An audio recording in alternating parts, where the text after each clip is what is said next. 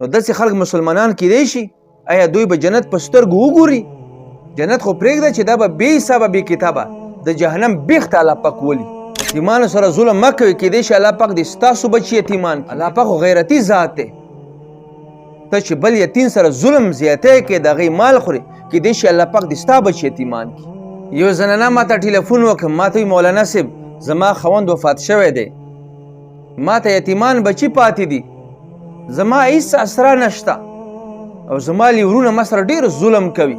خاونده چې کوم جایداد پاتې دی هغه کې ما ته حصه نه راکوي. زما خاونده چې کوم مال دولت پاتې و په هغې خېټه اچولي دي. زما ماشومان وحي ځوروي، زه اوس څه وکړم؟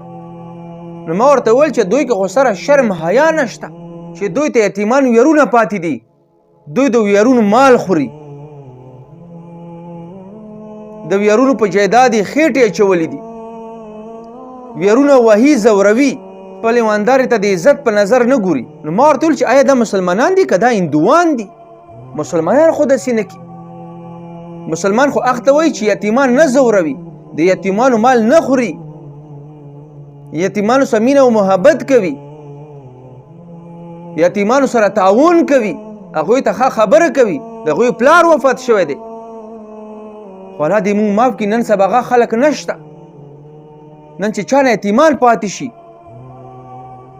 نو کور ولا ورسره ظلم کی، د هغوی مال خوري، د هغوی جایداد لندې کوي، هغوی ته سره د انسانانو په نظر نه ګوري. نو داسې خلک مسلمانان کیدای شي؟